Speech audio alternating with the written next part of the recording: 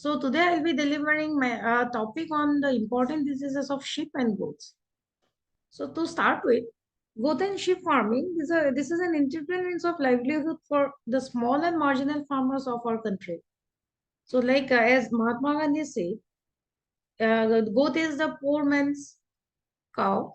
So a good small ruminant farm, it depends on the feed that is being fed to the animal and also to their health management. But apart from this, there are some diseases which can wipe out an entire herd. But with proper vaccination and managemental practices, as well as with proper managemental feed-related practices and health managements, we can control these diseases, which can boost up the economy of the farm. Hence, it is an utmost important for the rearers of farmers to have a knowledge of this for a profitable farm. So here I'll be discussing some important diseases. I don't think I'll be able to complete or to cover up all the diseases. So whichever I think is important from my viewpoint on the basis of the economy of the farmers, I'll be discussing right here.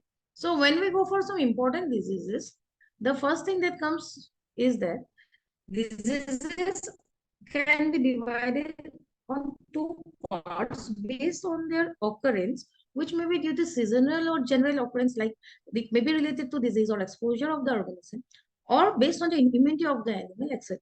And there are some diseases which are caused by some parasites, which might be endoparasite or which might be ectoparasites. So let me first come to the disease PPR, or Pestis des Petits Ruminants, or goat plague. So I had worked with this case, this disease, as my PhD work in Assam. So this disease is caused by morbillivirus and is transmitted by direct contact with discharges and inhalation of aerosols from the sneezing and coughing of animals. So I have seen lots and lots of mortality in these cases, because during that time it was first appearance was there in Assam for this disease. And the most prominent clinical sign, apart from having high fever, I found extensive erosive stomatitis, conjunctivitis, where because of the discharges, oculonasal discharges, the eyes and the nostrils get blocked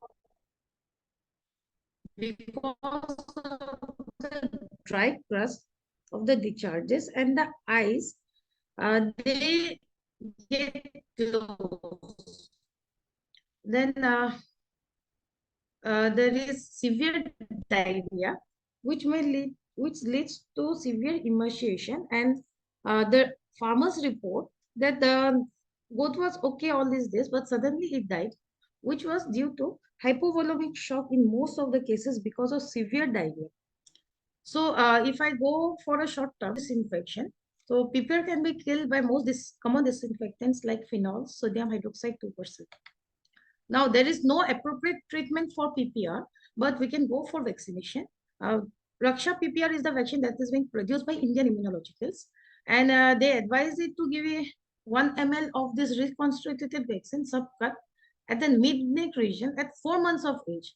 But what we tried, 4 months didn't work out for us, so we went for 3 months of age, and it's a live attenuated PPR vaccine.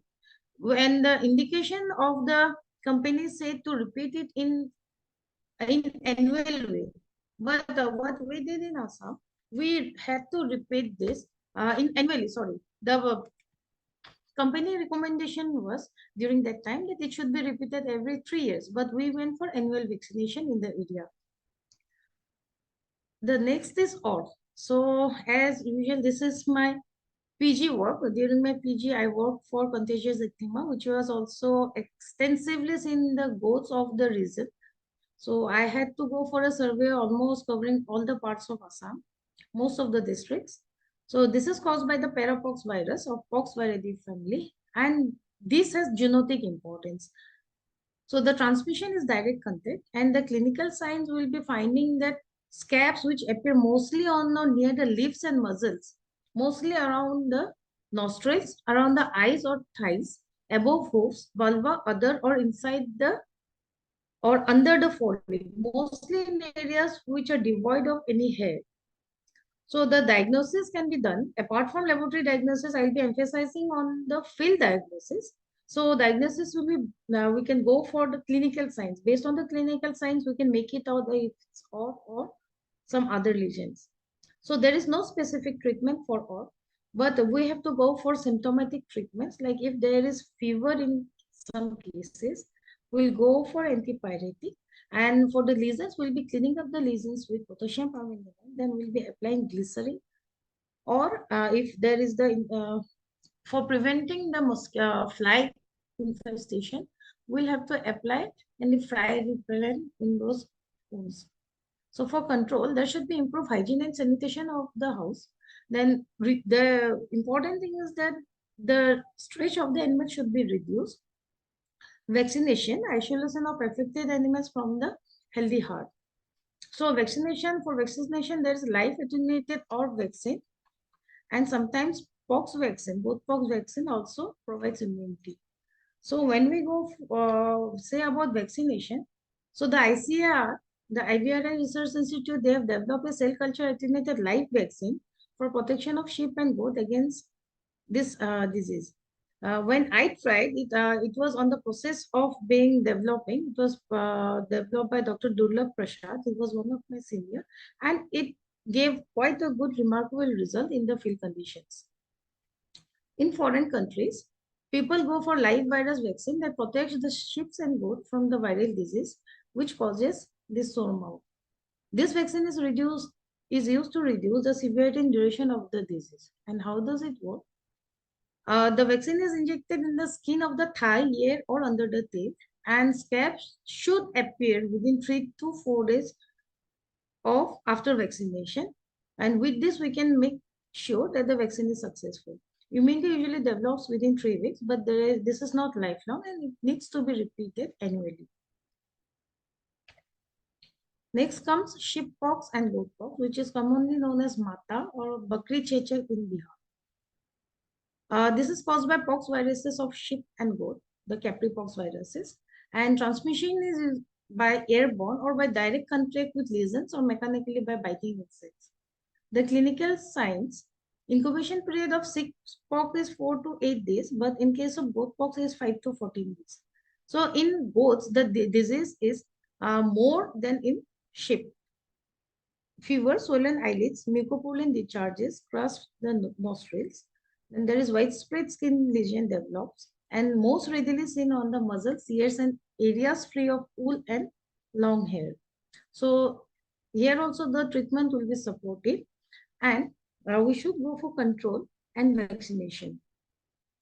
So for goatpox vaccination, now a vaccine has been developed by Hester company, which uses the Uttarkashi strain, and the dose is 1 ml for subcut for animals above 4 months of age. And Raksha, Indian Immunological has also prepared a goatpox vaccine. The dose is same, and it's known as the Raksha goatpox vaccine. It's a freeze-dried vaccine. Then for sheeppox, the company has also made a vaccine, which is the sheeppox vaccine, and it contains live attenuated sheeppox virus that has been grown on lamb testicle cells. The Romanian strain, which is the most effective and superior strain, is used as the vaccine strain. The dose rate is 1 ml of the reconstituted vaccine, but this should be given intramuscularly only.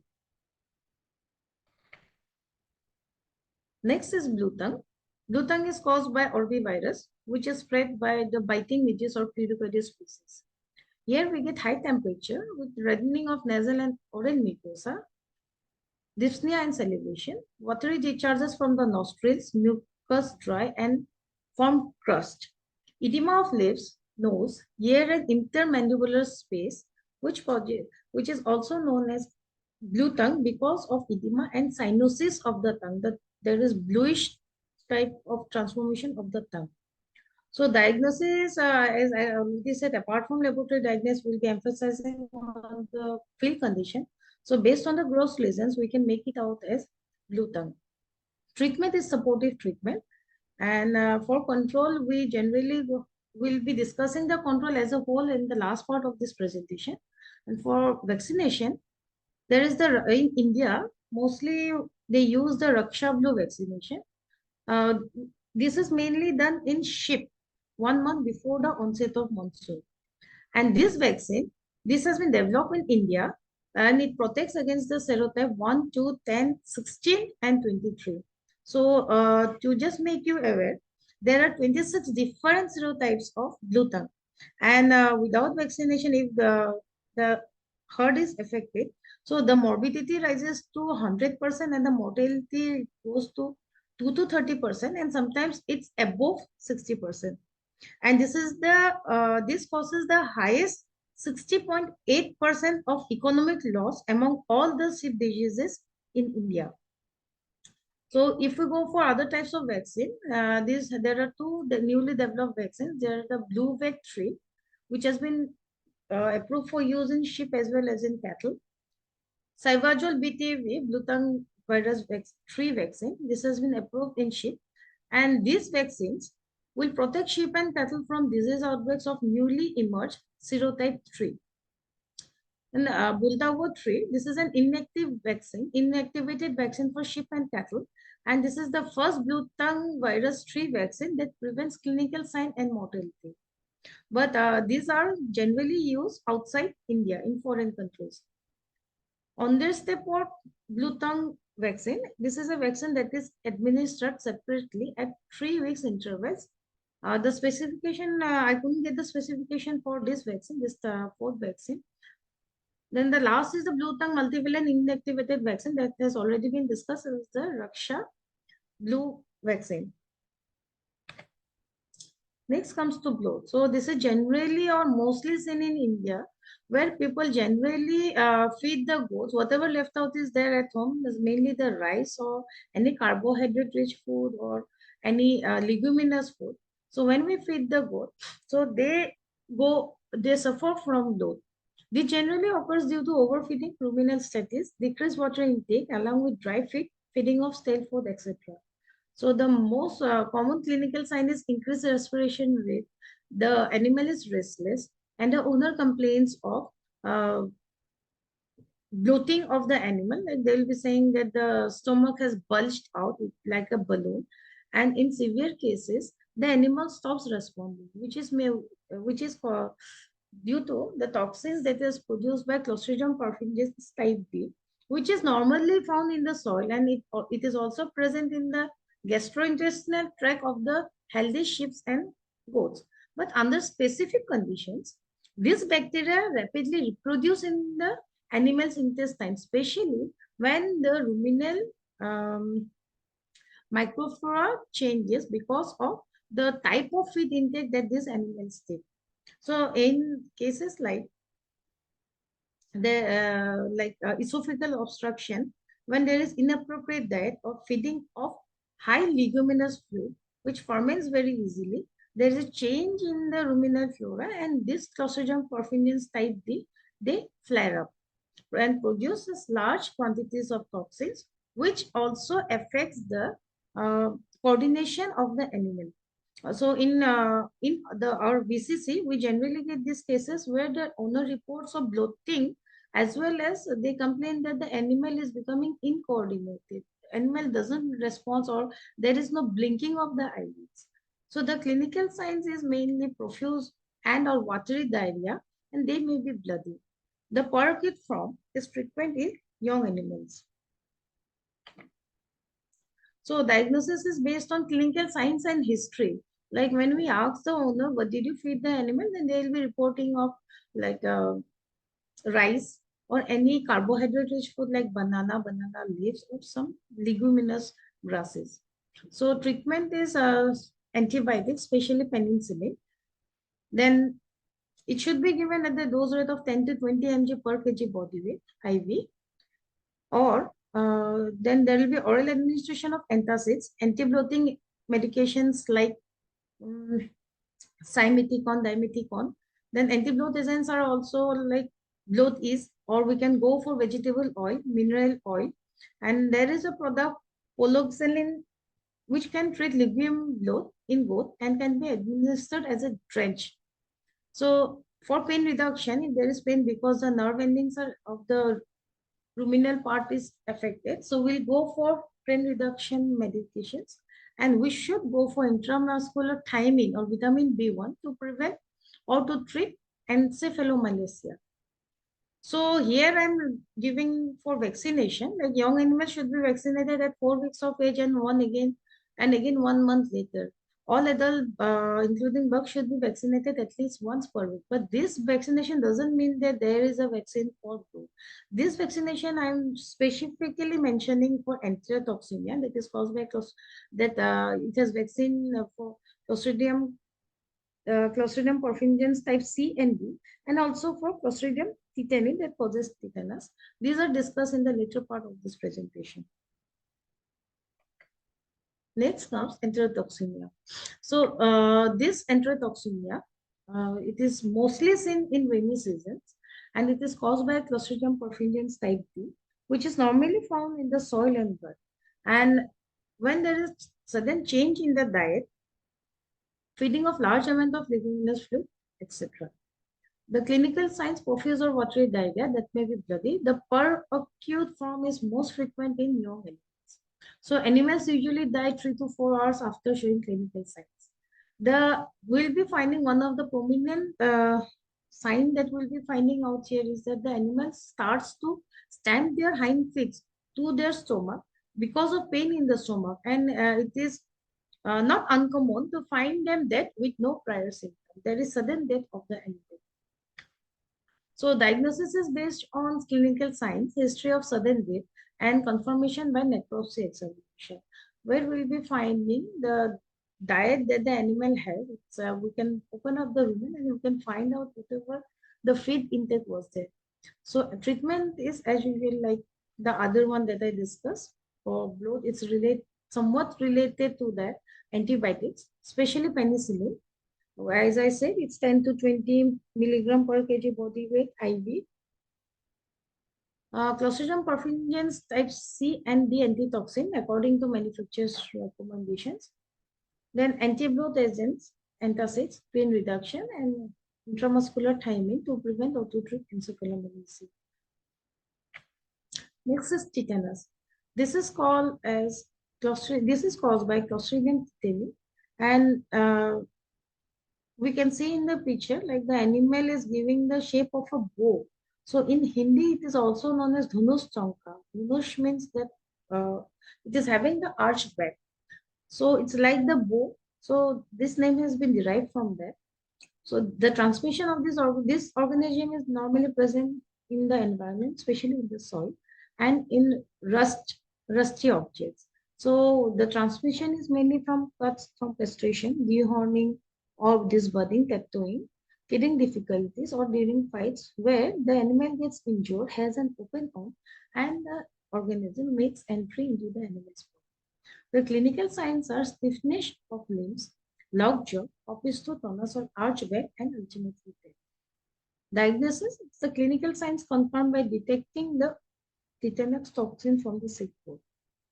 So for treatment, we should be it should be given high doses of penicillin, tetanus antitoxin, and or anti-inflammatories as and when required. For this, whenever we get any cases of a bite or any cuts during castration or any dehorning or disbudding, so we should go for tetanus toxoid injection for preventing this tetanus. So in severe cases, especially in humans, people go for anti-tetanus syrup. So next is anthrax. The etiology is Bacillus anthracis, and the transmission is by eating Bacillus spores on plants in pressure. Outbreaks occur in neural soil or alkaline soil, which is calcium and limestone rich, and are often associated with heavy rainfall, flood, soil disturbances, and or drought. Clinical sign. The clinical signs in sheep and goats, sudden death is the typical sign. Fever, depression, incoordination, trembling, and difficulty breathing may be seen in some animals, followed by rapid collapse, terminal convulsions, and death. The most typical sign of anthrax is the bloody discharges from all lateral body orifices or openings. So in case of anthrax, there is no appropriate treatment. Vaccination should be done 2 to 4 weeks before the season when outbreaks may be expected. So treatments, animals at risk treated with long-acting antimicrobial to stop all potential incubating infections, followed by vaccination 7 to 10 days after treatment. The vaccination is done by non-encapsulated sterncin vaccine, which is used almost universally for production animal vaccination. Hemorrhagic septicemia. This is caused by Pasteurella multocida. The symptoms are high fever. This is also there is also infection, or this causes mainly infection of the lungs, which leads to respiratory distress, nasal discharge, hypersalivation, labored breathing, swelling around the neck, throat, brisket, and jugular, and sudden death. The transmission can be HS can be transmitted through contaminated feed or water, or by inhaling the bacteria. Infected animals can shed the bacteria in their respiratory secretions, feces, and urine. Pasteurella multocida is susceptible to many common disinfectants as well as to heat or ultraviolet light. Specific agents reported to be effective against Pasteurella species include phenolic disinfectants, 70% ethanol, 1% sodium hypochlorite, iodophos, formaldehyde, glutaraldehyde, and peracetic acid. Treatment. Some drugs are used to treat hemorrhagic septicemia, include oxytetracycline, trimethoprim, sulfamethoxazole, a combination of penicillin and streptomycin. Prevention. Vaccination is a primary way to prevent HS. So HS vaccine contains formalin inactivated cultures of Pasteurella multocida of the strain P52. The inactivated cultures are further purified and concentrated before adjuvation with aluminum hydroxide gel. So dosages and administration 1 ml for all age group of sheep and goats. So the vaccination it starts from 6 months of age and above. Then there is booster after 6 months of primary dose and revaccination annually. Black leg. Black leg is caused by Clostridium chauvi. So it's caused by Clostridium chauvi. Infection, it's mostly spreads via wounds. The clinical signs include stiff gait, disinclined to move, severe lameness, either unilateral or bilateral, painful walking, discoloration of the skin with no necrosis and gangrene, and there will be crepitating sound like we hear in black water in case of cattle. So diagnosis is based on clinical signs and necropsy finding. Isolation of the organism by culture of peritoneal fluid, muscles, and liver is important for both Clostridium chauvi and Clostridium septicum. So annual vaccination of animals between 3 to 6 months should be done with 2 vaccinations at 4 weeks interval. And the best time for vaccination is earlier than monsoon, before the onset of monsoon. So for IM is a drug of choice for 5 to 6 days, which can be given following the administration of crystalline penicillin via IV. So oxytetracycline in high doses, that is 5 to 10 mg per kg body weight. And we should tease the swelling. Tease the swelling means we should try to, upon treatment, and tease means we should try to open the swelling so that since the organism is an anaerobic one, so we need to tease the swelling. Next is mastitis. This is occurring goats due to management related issues like injury to the other while grazing, accidental injury to the other, suckling injuries made by the kid, or suckling for a long time by the kid. The most common clinical sign will be finding that hot and swollen udder or swelling of one or all the teats, decreased milk yield, curdling of milk, refusal of the goat to allow the kid to suckle. There may be fever in some cases. The animal is restless, etc. So diagnosis will be based on signs and symptoms. So treatment will be symptomatic, like there should be antibiotic therapy. Then if there is swelling, we will go for, and pain, swelling and pain, we will go for antipyretic, analgesic. So depending on the signs and symptoms, we will be giving the treatment. So the main preventive way to prevent mastitis is the dry cow therapy and cleaning of the udder before and after feeding, so that there are less chances of infection.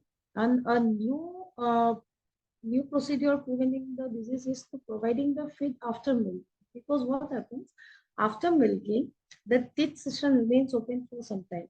So if we provide the feeding before milking, the animal has the feed, and after milking, it lays down. So the cisterns are open, and there are chances of the organism to get inside the other. So if we provide the feeding after milking, then the animal keeps on standing, and this will give some time for the teeth orifices to close, so that there is less entry of organism to the other. Jones disease or paratuberculosis. This is caused by Mycobacterium paratuberculosis, where transmission is fecal-oral route. Transmission across the placenta through milk and colostrum of infected use. The most prominent clinical sign is wasting, or there is chronic weight loss despite we feed the animal in a proper diet with adequate feed, but still there is chronic weight loss.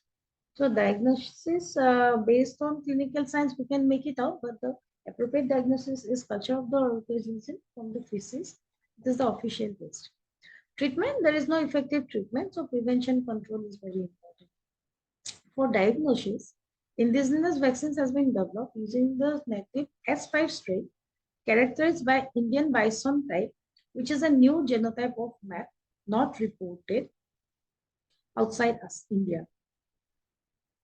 Coccidiosis is caused by the Eimeria species, and its transmission is mainly through contaminated feed. The clinical sign, most clinical causes occurs between 5 to 8 weeks of age. In subacute or acute cases, the usual signs are poor fecal pellet formation or pestifeces, decreased appetite, steric food, and decreased weight gain. More problems lead to rapid onset of diarrhea, often with blood, because the coccidia organisms, they reside, the, reside within the epithelium of the intestine, recumbency, and death. In chronic infections, there is increased time to puberty, decreased weight. So diagnosis is based on history, age of kids, clinical signs, severe diarrhea, fecal examination, and postmortem. Then in goats and in sheep, sulfur drugs and other coccidiostates can also be used. But just I forgot to mention that the animals, mainly 1 and 6 months of age, are mostly uh, in species of Eimeria species that have been identified in sheep and goat. And out of these certain species, only two species, Eimeria crenalis and Eimeria ovinodalis, these are the most pathogenic ones, which affect the ium and the cecum and colon respectively. So the prevention is spraying of 10% ammonium solution and feeding coccidiostates with feed. In non-lactating goats, monensin is added to the feed at 13 gram per ton. It will act as a prevention. This generally occurs in kids of 2 to 3 weeks of age, and the main indicators will be depression, white spots or diarrhea, inflamed and swollen umbilical cord, loss of appetite, soiled black legs, dehydration, and high motility. So the feeding feed the kids, because these are only 2 to 3 weeks of age, and when we feed as much as colostrum, they'll be getting much more immunity so as to prevent this disease. And the treatment is symptomatic treatment as per the signs and symptoms observed in the animal. Next is FMD. So it is a contagious disease that occurs generally after the onset of monsoons. It is caused by coronavirus, and the lesions are generalized over the gums, tongue, and interdigital space, which makes it difficult for the animals to eat or walk. There will be fever, and as a result of inappetence on anorexic, the animal it affects the health of the animal because of the anorexic condition, because of which the health of the animal deteriorates, and it may increase the mortality rate, affecting the economic losses. So the lesions should be washed with potash water, and then glycerin and Vaseline should be applied.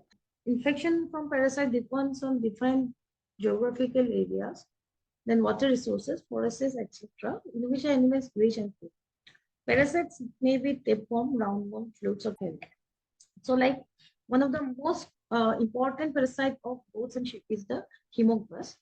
which causes a severe blood loss in the animal because and leading to a severe anemia, as a result of which there is sudden death of the animal. Then there are nematodes and tapeworms affecting the goat and sheep. And one of the most important, as already discussed, it is the coccidia. This test is used to assess the level of anemia, especially in case of sheep and goat, which are mostly infected with hemophilus. So the Femcha card is there, and based on the anemic or the paleness of the uh, eyes, we'll be comparing the we're comparing the conjunctiva with this Femcha test card. The card comes, and based on comparison, we can grade the anemic condition of the animal.